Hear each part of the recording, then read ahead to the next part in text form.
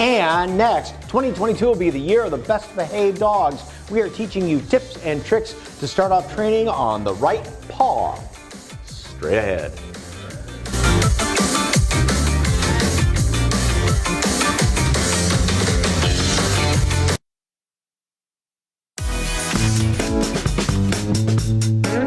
Welcome back to SA Live. All right, you have a new dog and it needs some behavior lessons. You have an old dog, maybe you need to teach it some new tricks. Well, Pup and Away has everything you need. Stephanie Garza is the owner of Pup and Away, and training a dog can either be very hard or very easy. Yeah. Most of the time it seems like it's going to be easy, or hard, I mean. So it's going to be pretty easy if you have the right team with you. So if you hire me, it'll be pretty easy. And if you know all the tricks, because it's how you kind of communicate. So a lot of people are like, don't jump on the couch now, and they're like, why is he still jumping on the couch? Yes, absolutely. So I'm a positive reinforcement trainer, which means that I want to be positively reinforcing my dog for behaviors that I like, because that means that that behavior is going to be more likely to happen. If we start to neutralize or give a negative consequence to behavior, most likely that behavior will happen less. So I like to focus on the behaviors that I like. And you don't want to do it too much, right? Positively reinforce? Well, I mean, as far as a training session, maybe starting off. I always say short and sweet, so 2 to 3 minutes, and try to do that multiple times a day. Oh, that's it? Yeah, super short. So what's the first thing to teach him, like sit or something? Yeah, I normally like to work on a sit first, just to start bringing in some engagement between the two of us. And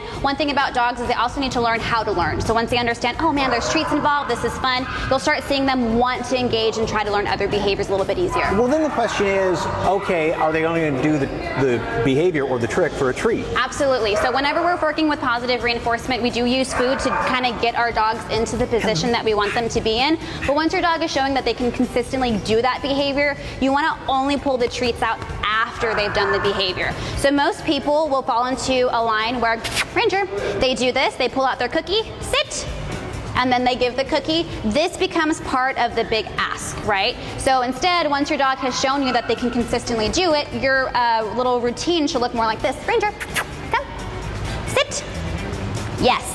Then we reach in for that cookie and then deliver that. Oh. And then eventually the cookies happen less and less. So that's just the little thing. And then the treat becomes literally a treat and not the training tool. Actually, yeah, sure. And then actually your rewards can also become sit for your food bowl, or sit to go outside, sit before I toss the toy. So then your treats now become real life rewards and not necessarily food pieces. All right. What are some of the things that a dog basically has to learn? Yeah. Because there are safety things involved, like don't run out the front door and get in traffic or something. I love to do sit and sit stays for doors. I love to do a really good come or a recall, so your dog coming to you. For me, that looks like my dog is going to find my feet and sit, so that way if you have to grab your dog after a come, they're not going to be worded out by that.